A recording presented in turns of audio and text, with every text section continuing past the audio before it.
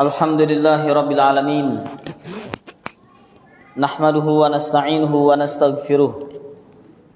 Wa na'udzu billahi min syururi anfusina wa min sayyiati a'malina. May yahdihillahu fala mudhillalah wa may yudlil fala hadiyalah. Asyhadu an la ilaha illallah wahdahu la syarikalah wa asyhadu anna Muhammadan abduhu wa rasuluh. La nabiyya wa la rasula ba'dah. Allahumma salli wa sallim wa barik ala Muhammad wa ala alihi wa ashabihi wa man ittaba'ahum bi ihsanin ila yaumiddin. Yaqulullahu subhanahu wa ta'ala fi kitabihil azim ba'da a'udzu billahi minasyaitonir rajim. Ya ayyuhalladzina amanu ittaqullaha haqqa tuqatihi wa la tamutunna illa wa antum muslimun.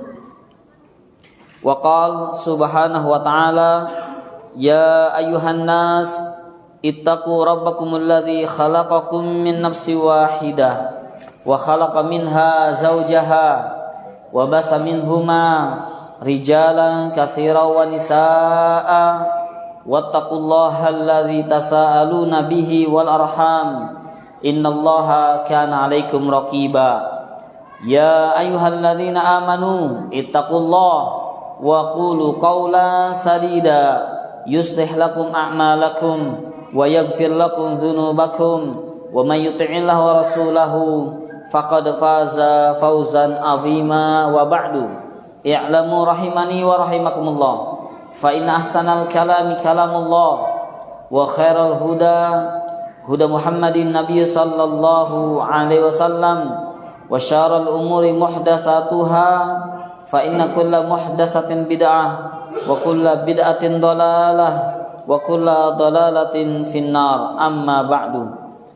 Kepada para jamaah sekalian rahimani wa rahimakumullah, alhamdulillahirabbil alamin. Segala puji milik Allah subhanahu wa ta'ala, Rabbuna Rabbul Alamin, yang telah mencurahkan kepada kita berbagai macam nikmat serta karunia-Nya. Tentunya nikmat Allah yang kita rasakan saat ini begitu banyak sekali.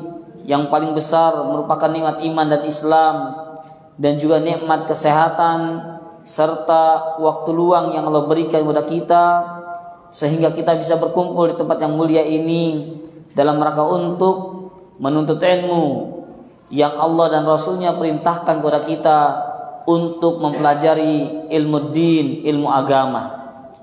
Kemudian salat dan salam semoga tercurahkan kepada Nabi kita yang paling mulia, yakni baginda kita Nabi besar Muhammad sallallahu alaihi wasallam. Dan juga tentunya semoga tercurahkan kepada seluruh para keluarga beliau, kepada seluruh para sahabat beliau, dan juga semoga kepada kita sekalian sebagai umat Rasulullah sallallahu alaihi wasallam yang berusaha untuk senantiasa selalu berpegang teguh dengan Al-Quran dan Sunnah ala fahmi salaful ummah. Amin ya rabbal alamin. Ma'asyiral muslimin rahimakumullah. Di kesempatan yang berbahagia ini, alhamdulillah, kita telah membaca hadis dari sahabat yang mulia, yakni Nu'man bin Bashir radhiyallahu ta'ala anhuma. Hadis yang ke-6, yakni tentang anjuran menjauhi dari perkara-perkara syubhat. Syubhat adalah perkara antara halal dan haram. Matan hadis ini telah saya bacakan, dan di kesempatan kali ini kita akan membacakan fawaid, yakni faedah-faedah dari hadis tersebut. Yang pertama adalah hadis dari Abu Abdullah Nu'man bin Bashir radhiyallahu anhuma yakni tentang hukum. Bahwasanya hukum dalam Islam itu dalam hadis ini ada 3, tentang halalun wa haramun wa syubhatun. Terambil dari hadis innal halala bayyin wa innal harama bayyin wa ma bainahuma umurun mustabihat. Dalam hadis tersebut Nabi bersabda innal halala bayyin, yang halal itu sudah jelas. Wa innal harama bayyinun, dan yang haram pun sudah jelas. Maksudnya jelas ini apa? Sudah banyak diketahui oleh manusia. Yang namanya makan daging ayam, daging kambing itu halal. Maka ini jelas innal halala bayyin wa innal harama bayyin, dan yang haram itu jelas. Maksudnya apa? Telah banyak diketahui oleh manusia. Tentang berzina itu haram, judi itu haram. Ini namanya innal harama bayyin wa ma bainahuma umurun mustabihat. Dan di antara al halal wal haram, antara yang halal dan haram, itulah yang disebut dengan umurun mustabihat, yakni perkara-perkara yang masih samar. Apakah ini halal atau haram? Ikhwan yazanallahu wa iyyakum jami'an.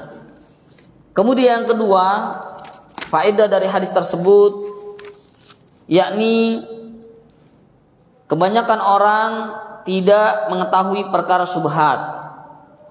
Karena Nabi mengatakan la ya'lamuhunna katsirun minan nas. Bahwasanya perkara syubhat itu banyak manusia yang tidak mengetahuinya. Bukan berarti tidak ada seorang pun yang mengetahui, tidak. Tetapi banyak pula yang tahu sebenarnya, dan juga yang gak ngerti pun sama. Karena Nabi menggunakan katsirun, banyak orang yang tidak mengetahui. Tetapi Nabi tidak mengatakan la ya'lamuhunna aktsar. Banyak sekali atau lebih banyak orang yang tidak mengetahui. Ya, Nabi tidak menggunakan kalimat aksar, lebih banyak. Tetapi kasir artinya banyak. Ya, kalau aksar lebih banyak. Contoh misalkan kabirun, besar. Kalau lebih besar akbar. Ya, kasirun banyak. Kalau lebih banyak aksar. Nah, dalam hadis ini Nabi mengatakan la ya'lamuhunna katsirun minan nas. Perkara-perkara syubhat ini banyak orang yang tidak mengetahui. Artinya apa? Banyak juga orang yang tahu. Ya. Artinya apa? 50-50, 50-50. Yang enggak tahu banyak, yang tahu pun banyak juga. Ikhwan yazanallahu wa iyyakum jami'an. Kemudian perkara-perkara syubhat ini biasanya paling banyak para ulama yang menyebutkan, yakni dalam perkara biasanya tentang apa? Al-muamalat, tentang muamalah. Seperti jual beli, ya, dagang. Ini banyak yang syubhat. Ya, banyak orang yang enggak tahu dan ada juga orang yang mengetahui. Sampai-sampai yakni para ulama mengatakan bahwasanya perkara syubhat itu paling banyak dalam perkara-perkara muamalah. Seperti tadi jual beli, ya. Kalau di Indonesia alhamdulillah, ya, yang halal sudah distempeli ada dari MUI Pak ya. Ada halal ya. Alhamdulillah ya. Yang tentunya banyak penelitian, tidak sembarangan dan tidak boleh menyertakan sesuatu yakni label halal ya, karena ini kebijakan dari pemerintah yang ada. Ma'asyiral muslimin azanallahu wa iyyakum jami'an. Yang ketiga, perkara syubhat itu bisa dikatakan syubhat karena apa? Yang pertama, yakni disebabkan karena kebodohan. Orang tidak tahu perkara ini karena apa? al-jahlu, kebodohan. Maka dikatakan syubhat, padahal jelas dalil hadisnya ada. Karena dia nggak ngerti, maka syubhat baginya. Kemudian ikhwan yazanallahu wa iyyakum jami'an, yang kedua, perkara dikatakan syubhat itu disebabkan karena apa? Lemahnya pemahaman seseorang dalam memahami ilmu. Hadisnya jelas ada, tapi apa? Dia lemah dalam memahami hadis tersebut, sehingga pun apa? Syubhat bagi dia. Nah, mungkin bagi ulama lain tidak, ya. Dan ini banyak kejadian-kejadian demikian. Ada orang yang hafal ayatnya, tapi ternyata dia nggak ngerti apa kandungan yang dimaksud dengan ayat tersebut. Ada orang hafal hadis ini dan itu, ternyata dia nggak ngerti, tidak bisa beristinbat, beristidlal, mengambil dalil dari apa yang telah dia hafal. Ma'asyiral muslimin azanallahu wa iyyakum jami'an. Contohnya misal, yakni Allah mengatakan wala taqrabuz zina, jangan kalian mendekati zina. Oh, yang Allah larang adalah mendekati zina. Berarti kalau zinanya langsung dilarang nggak? Ya, nggak dilarang, karena yang dilarang apa? Mendekati. Tapi kalau langsung terjun berzina nggak dilarang. Ini berarti apa? Dia salah memahami dalil. Gampang ngapal, wala taqrabuz zina, jangan mendekati zina. Yang dilarang kan mendekati. Tapi kalau terjun langsung nggak apa-apa gitu. Ini namanya perkara yang syubhat. Kenapa? Dia lemah dalam memahami dalil. Kalau mendekati saja nggak boleh, apalagi melakukannya, menjalaninya. Sebagaimana Allah katakan kepada Nabi Adam dan istrinya, wala taqraba hadhihi syajarah fatakuna minaz zalimin. Wahai Adam dan Hawa, janganlah kalian berdua mendekati pohon ini. Kalau kamu melanggar, kamu akan menjadi orang-orang yang zalim. Mendekati nggak boleh, ini malah metik buahnya. Ya, tentunya lebih haram lagi. Namanya dalam ilmu fikih, yakni apa?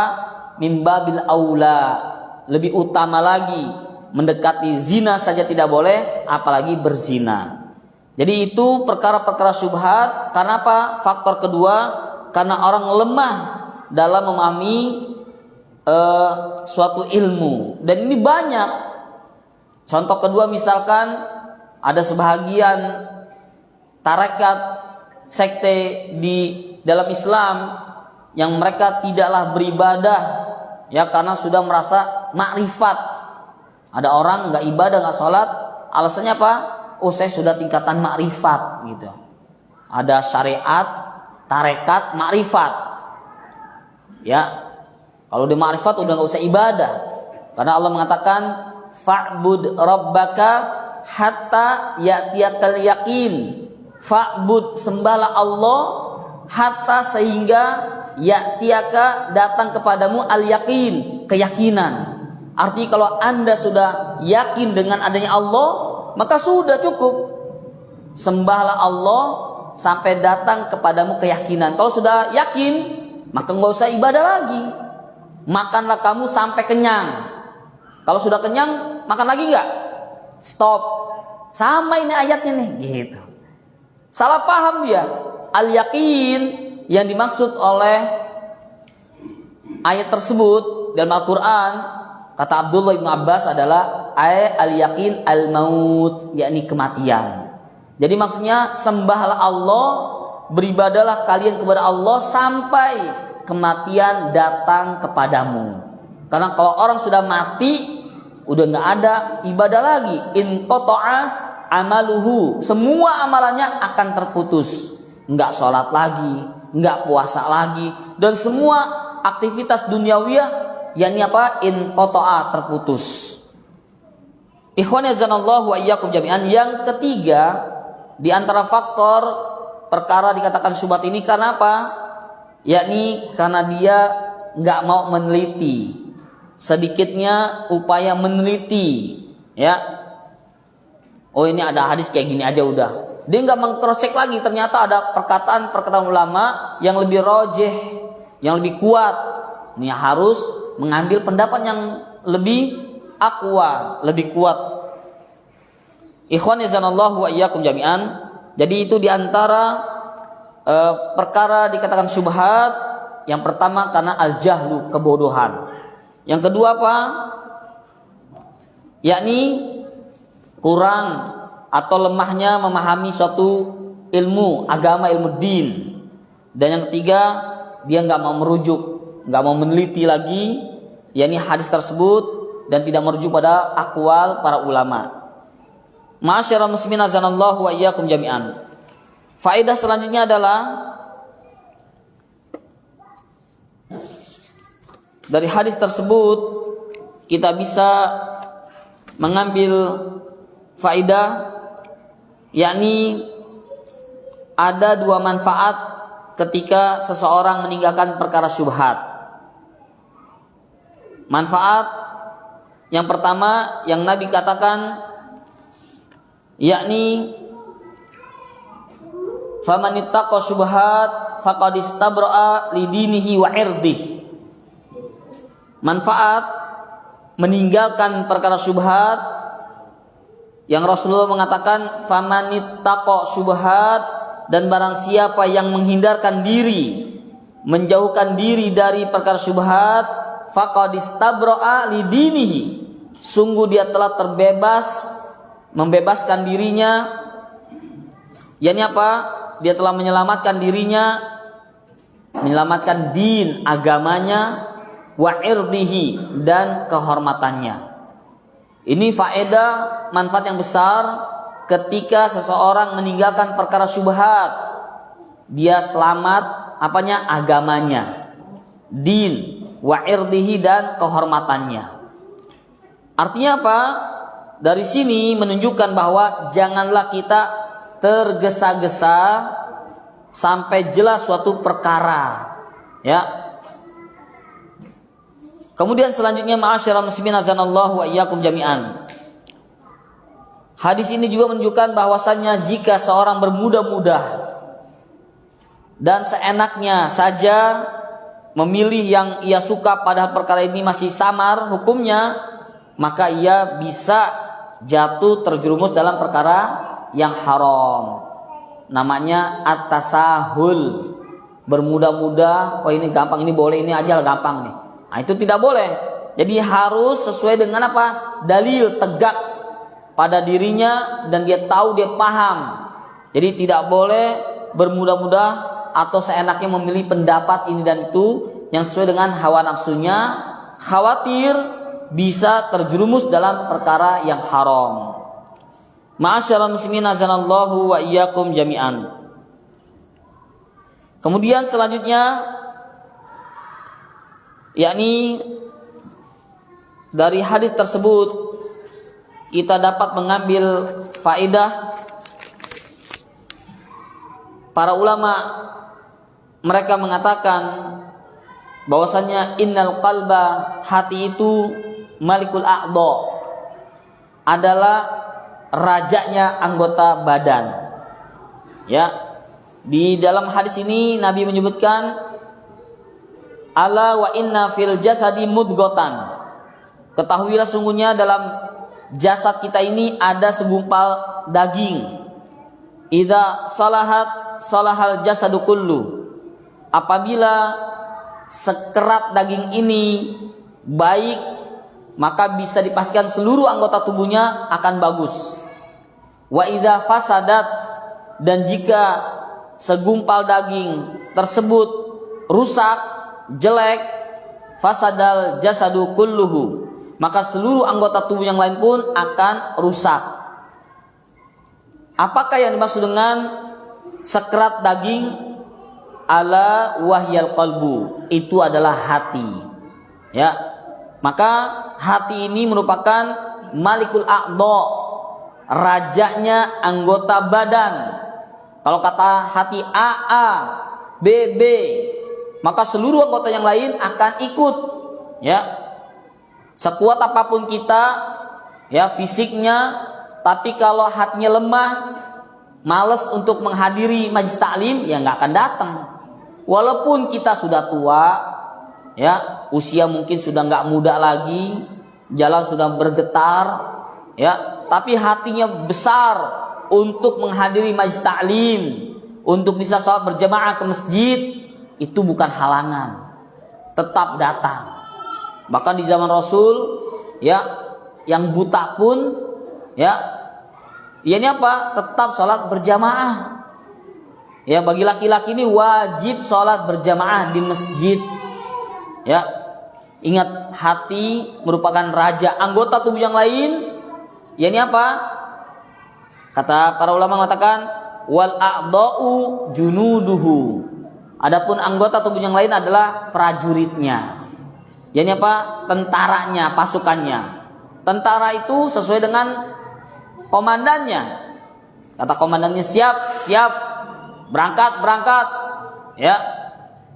Maka diperhatikan hati kita. Oleh karena itu, hati dikatakan baik, yakni tatkala hati tersebut memiliki rasa takut kepada Allah, takut akan siksa dan azab Allah. Kalau kita sudah takut kepada Allah, maka kita akan semakin mendekatkan diri kepada Allah. Ya, orang takut kepada Allah semakin dekat kepada Allah, taqarrub ilallah. Ya, sampai-sampai disebutkan dalam hadis dalam kitab Riyadhus Shalihin, ada seorang bapak yang dia berwasiat kepada anak-anaknya, nanti kalau sekiranya bapak mati, tolong bapak dibakar jasadnya. Kemudian nanti debunya dikumpulkan, dibagi dua. Yang satu ditabur di udara, naik gunung, kemudian ditebar. Yang satu lagi dibawa ke tengah laut, kemudian ditebar di tengah laut. Dan benar, dipraktekkan sama anak-anaknya. Bapaknya meninggal, dibakar jasadnya, debunya diambil, dibagi dua, dibagi tugas.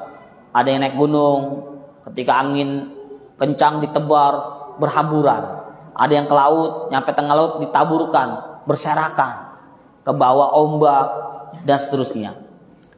Ya. Kemudian apa? Pada yaumul kiamah Allah bangkitkan. Dia kaget, Masya Allah, kok saya bisa hidup lagi? Ya Allah, bukankah saya sudah berwasiat pada anak saya, nanti jasadnya dibakar, jadi debu, debunya dibagi dua, diterbangkan, ditebar ke tengah laut. Ya, Allah bertanya, apa tujuan kamu? Saya ini manusia yang penuh dosa, ya Allah. Saya takut kepadamu, takut terhadap azab ya Allah. Makanya saya berwasiat agar jasad saya dibakar, kemudian ditebar segala macam, biar engkau tidak sanggup membangkitkan aku. Gitu. Subhanallah, ini bayangkan dosanya bejibun ini Pak ya. Ahli maksiat, cuman gara-gara apa? Khauf, takut pada Allah, takut diazab. Sampai-sampai dibuat wasiat yang nyeleneh seperti ini. Allah tersenyum. Oh, kamu melakukan karena makhafati, karena kamu takut kepadaku. Allah ampuni dosanya, Allah masukkan ke dalam surga. Hati yang baik, dia takut kepada Allah. Pengen maksiat, takut kepada Allah. Ya, pengen mencuri, takut kepada Allah. Ya, dan semakin takut kepada Allah, maka semakin mendekatkan diri kepada Allah Subhanahu wa taala. Makanya dikatakan ulama, ya, ulama itu apa? Innama yakhsyallaha min ibadihil ulama. Sesungguhnya tidak lain dan tidak bukan, hanya orang-orang yang takut kepada Allah itu adalah yakni para ulama.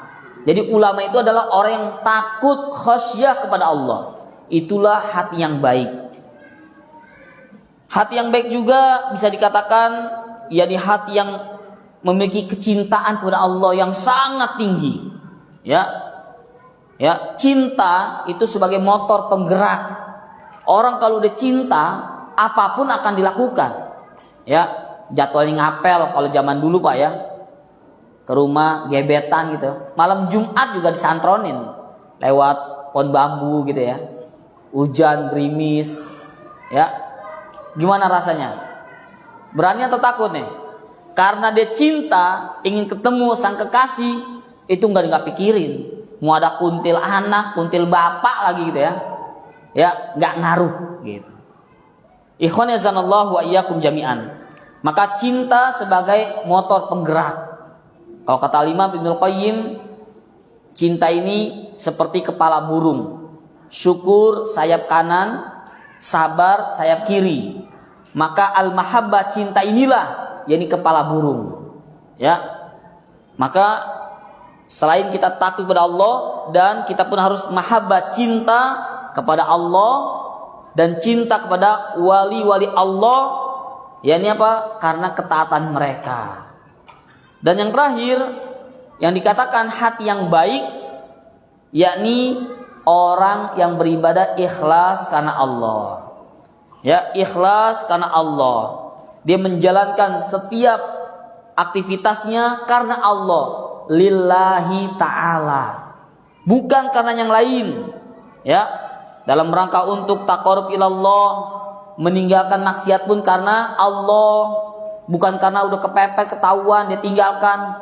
Waduh, ada CCTV nih ya, baru pengen bongkar kotak amal gitu, ternyata ada, akhirnya tinggalkan. Ini meninggalkannya bukan karena Allah, tapi karena udah kepalang tanggung ketahuan, akhirnya dia membatalkan niatnya. Ma'asyiral muslimin azanallahu wa iyyakum jami'an. Yang terakhir pembahasan hadis ini, yakni apa? Rusaknya hati. Kalau tadi hati yang baik itu karena 3 faktor: takut kepada Allah, cinta kepada Allah, dan ikhlas dalam beramal. Sekarang hati pun bisa rusak. Ya, kata Nabi kan, wa idza fasadat, jika hati itu rusak, maka fasada al jasadu kullu, maka seluruh anggota tubuh yang lain akan rusak. Apa faktor terbesar hati ini rusak? Rusaknya hati karena perkara-perkara syubhat. Kembali kepada hadis yang pertama itu di awal. Ya, apabila kita sering melakukan perkara-perkara syubhat, yang syubhat ini lebih mendekati kepada yang haram. Kalau orang sering melakukan perkara syubhat saja dapat merusak hati. Lalu bagaimana jika ada orang yang melakukan kemaksiatan, melakukan sesuatu yang Allah haramkan? Tentunya lebih aula lagi yang membuat hatinya semakin rusak. Orang melihat tontonan yang membuka aurat tubuh wanita, ini dapat merusak hati. Bahkan kata Nabi akan ada nuktotun sauda, akan ada noda hitam di hatinya, di titik.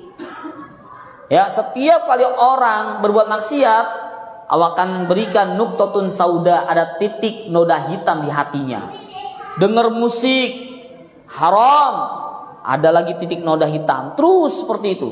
Ya, melakukan keharaman-keharaman, menipu, berzina, berbohong, berjudi, dan seterusnya.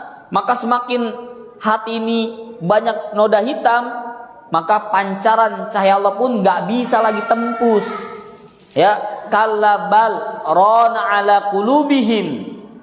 Ya, sungguh hati mereka akan merasa ron, yakni gelap gulita hitam, karena dosa, noda, dan maksiat yang dikerjakan setiap hari. Ini yang dapat merusak hati. Intinya jangan maksiat. Sampai-sampai Imam Syafi'i rahimahullah rahmatan wasi'ah pernah mengadu kepada gurunya Al-Imam Waqi' tentang apa? Jeleknya hafalannya. Syakautu ila Waqi'in an su'il hifzi. Saya pernah ngadu kepada guruku Waqi' Ibnul Jarrah tentang jeleknya hafalanku. Sudah hafal 30 juz, ya. Kemudian apa? Maksiat. Itu pun gak sengaja. Ada perempuan betisnya tersingkap. Ya, kemudian terlihat oleh Al-Imam Asy-Syafi'i, langsung hafalannya hilang. Ya, hafal 30 juz, hilang setengahnya, 15 juz hilang. Kalau kita belum punya juz-juzan Pak ya, minus yang ada kita. Ya. Ngaco hafalannya, ngacak gitu. Dia ngadu pada gurunya Al-Waqi' Ibnul Jarrah Ansul Hifzi. Maka kata gurunya mengatakan bahwasannya fa arsyadani antarkil ma'asi. Aku diberikan wasiat diberikan bimbingan arahan untuk meninggalkan kemaksiatan. Ya. Kenapa? Bahwasanya al-ilmu nurun. Ilmu itu adalah cahaya, nur. Ya. Wa nurullahi la yuhdalil 'asi. Dan cahaya Allah tidak akan diberikan kepada orang-orang yang suka bermaksiat. Bagaimana kita ingin mendapatkan taufik dari Allah, hidayah dari Allah, tapi kita selalu bersanding dengan kemaksiatan. Habis ngaji maksiat, ya nggak ngaruh. Ya, kayak habis minum obat, terus minum air kelapa atau susu beruang, nggak ngepek, nggak bekerja jadinya. Ya, jadi kita berusaha untuk apa? Melaksanakan ketaatan kepada Allah dan menjauhi berbagai macam kemaksiatan. Ma'asyiral muslimin azanallahu wa iyyakum jami'an.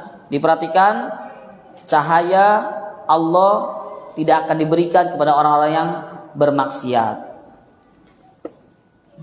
Itu tentang faidah hadis dari Rasulullah SAW yang dibawakan oleh sahabat yang mulia Abu Abdullah Nu'man bin Bashir radhiyallahu taala anhuma. Sampai sini mungkin ada yang mau tanyakan, tafadhol.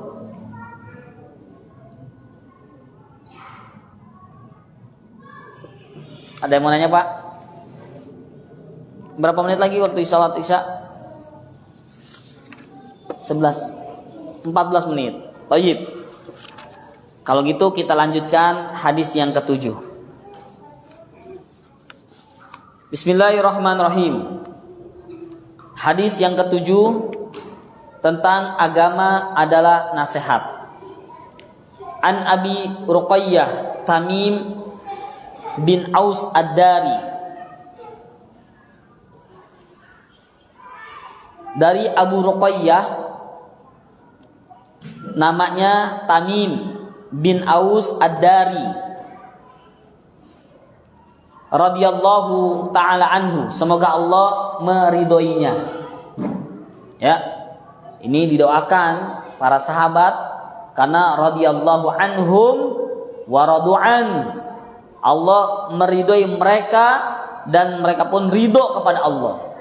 Ini bedanya para ulama, kita doakan rahimahumullah yang telah wafat. Adapun para sahabat radhiyallahu taala anhum, semoga Allah meridhoinya. Ya. Ini tentunya doa yang sangat luar biasa, ya. Annan Nabiyya sallallahu alaihi wasallam qala, bahwasanya Rasulullah SAW bersabda, ad-dinun nasiha. Ad-din, agama Islam ini adalah an-nasiha, merupakan nasihat. Seluruh agama Islam an-nasiha adalah nasihat. Nabi bersabda dengan sangat simple, mudah, ya, di hadapan para sahabatnya. Wahai para sahabatku, ad-dinun nasiha, agama itu adalah nasihat. Qulna, maka para sahabat pun mengatakan, liman, nasihat untuk siapa ya Rasul? Maka kata Nabi, qala lillahi, nasihat yang pertama untuk Allah. Yang kedua, wali kitabihi, untuk kitabnya Al-Quranul Karim. Wali rasulihi, dan untuk rasulnya, yakni Muhammad sallallahu alaihi wasallam. Wali a'immatil muslimin, yang keempat untuk pemimpin-pemimpin umat Islam. Wa amatihim, dan yang terakhir nasihat itu untuk yakni orang-orang awam, yakni kalangan kaum muslimin secara umum. Hadis ini dikeluarkan oleh Imam Muslim. Ma'asyiral muslimin azanallahu wa iyyakum jami'an. Kita akan sedikit mengenal man huwa Abu Ruqayyah Tamim Ad-Dari radhiyallahu ta'ala anhu. Siapakah Abu Ruqayyah Tamim Ad-Dari, ya, Al-Ausi radhiyallahu ta'ala anhu? Abu Ruqayyah ini tentunya kunyah. Sering saya jelaskan, sunnah kita memiliki kunyah menggunakan Abu ataupun ummu, ya, atau ibnu. Namanya kunyah. Tamim Ad-Dari, ya. Tamim dari Ad-Dari. Nama bapaknya Aus. Jadi Tamim bin Aus bin Kharijah bin Sa'ud bin Khuzaimah Al-Lukhami Al-Filistini. Beliau dari Palestina. Ya. Beliau masuk Islam sudah tua. Ya. Beliau dulunya beragama Nasrani. Bahkan beliau adalah seorang pendeta, rahib. Ya. Beliau masuk Islam ketika di Madinah, yakni tahun 9 Hijriyah. 9 Hijriyah. Berarti ketemu Rasul hanya berapa tahun itu, Pak? 9, 10, 11, 2 tahun saja. Ya. Tapi 2 tahun itu dia gunakan, ya. Dia hijrah ke kota Madinah dan sampai yakni di kerajaan Khalifah Utsman ibn Affan. Ya, berarti beliau tinggal setelah Rasulullah wafat, naiklah Abu Bakar memimpin kurang lebih sekitar 2 tahun, kemudian Umar ibn Khattab sekitar 12 sampai 13 tahun, kemudian Utsman ibn Affan. Ya, ini kurang lebih tidak sampai 5 tahun, ya, menjabat. Nah, ketika meninggal Utsman ibn Affan, baru Abu Ruqayyah Tamim Ad-Dari hijrah ke asalnya Palestina, yakni di Palestina. Oleh karena itu beliau meriwayatkan hadis hanya kurang lebih 40 hadis saja. Di antaranya hadis yang dikeluarkan oleh Imam Muslim, Ad-Dinun Nasihah. Dan hadis yang sangat terkenal dari Tamim Ad-Dari, hadis tentang Al-Jassasah. Ada hewan yang melata yang memiliki bulu yang lebat dan berbicara kepada Tamim Ad-Dari. Nah, ini tentang apa? Yaumul Qiyamah, hari kiamat. Ya, hadis yang sangat luar biasa tentang Jassasah. Hadis menceritakan tentang kapan keluarnya Dajjal. Ini hewan melata pernah bertemu dengan Tamim Ad-Dari. Ma'asyiral muslimin azanallahu wa iyyakum jami'an. Dan Tamim Ad-Dari ini juga beliau salah seorang katibul wahyi, yakni yang mengumpulkan wahyu Al-Qur'anul Karim. Ya. Jadi jasanya subhanallah sangat besar, sehingga Al-Quran yang kita baca yakni tentunya sangat otentik sesuai dengan apa yang diturunkan oleh Allah SWT kepada Rasulnya Muhammad sallallahu alaihi wasallam. Itu sedikit tentang biografi Abu Ruqayyah Tamim Ad-Dari bin Aus radhiyallahu ta'ala anhu. Kemudian para ulama menjelaskan seperti Al-Imam Al-Khattabi tentang ma'rifatu an-nasihah, apa yang dimaksud dengan nasihat. An-nasihatu, nasihat adalah kalimatun yu'abbaru biha an jumlatin hiya iradatul khair lil mansur lahu. Dikatakan nasihat adalah yakni suatu ungkapan, ya, ungkapan yang bermakna untuk mewujudkan kebaikan kepada orang yang ditujukan nasihat tersebut. Nasihat itu adalah ungkapan, takbir, ibarah, kalimat-kalimat, kata-kata, yakni apa? Ungkapan yang sangat baik untuk mewujudkan suatu kebaikan kepada siapa? Bagi orang yang kita berikan nasihat. Tujuan orang memberikan nasihat agar orang tersebut menjadi baik, itu nasihat. Tapi kalau kita memberikan nasihat orang itu malah jadi buruk, berarti bukan nasihat. Ya. Makanya ketika dalam menasihat itu harus ada adab-adabnya. tidak boleh sembarangan. Ma'asyiral muslimin azanallahu wa iyyakum jami'an. Sering kita mendapati dengan berjalannya waktu, kita bahkan mungkin melihat di hadapan kita, dan kita mendapati ada sebagian saudara kita yang mereka melakukan perbuatan dosa dan maksiat. Ya, mungkin keluar sedikitnya ada aja orang yang bermaksiat. Maka kita dituntut untuk bisa memberikan nasihat, menegakkan al-amru bil ma'ruf wan nahyu 'anil munkar. Ya. Karena agama kita ini adalah agama nasihat.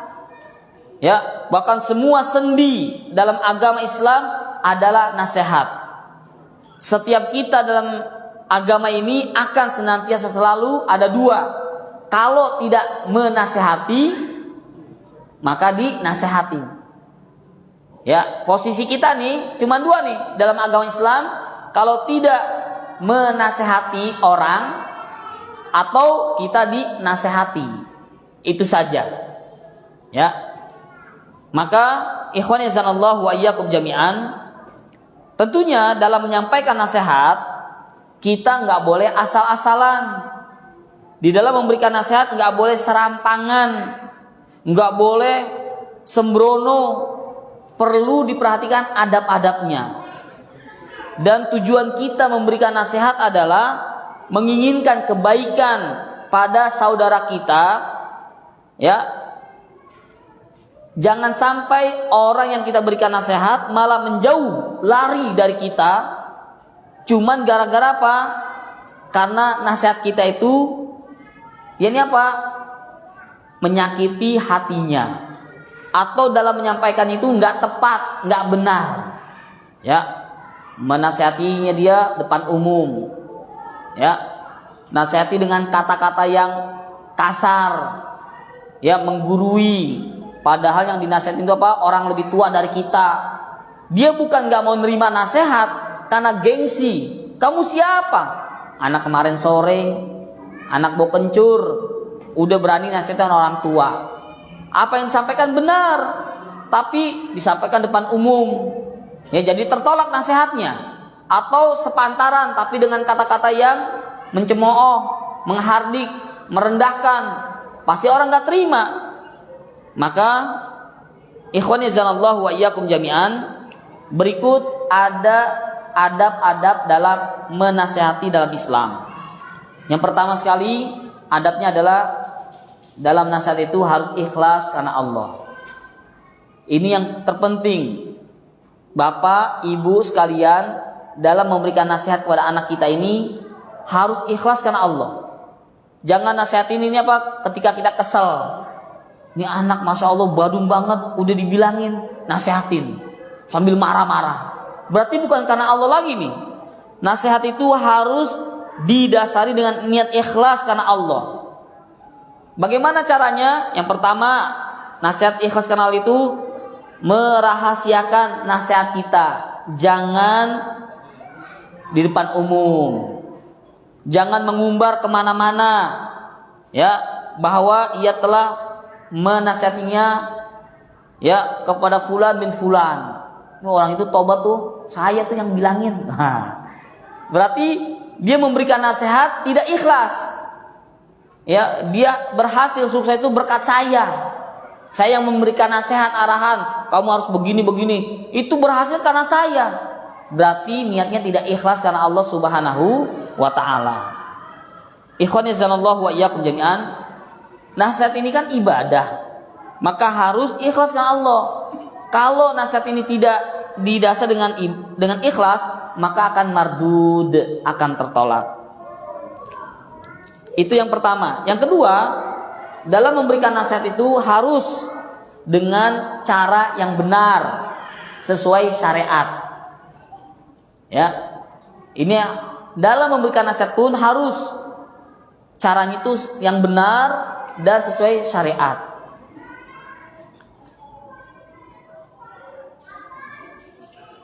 Nanti kita akan terangkan kembali tentang apa yang maksud dengan nasihat itu dengan cara yang benar dan sesuai syariat ba'da salatil isya, insya Allah taala. Terima kasih atas perhatiannya. Saya ucapkan syukran katsiran wa jazakumullahu khair. Wassalamualaikum warahmatullahi wabarakatuh.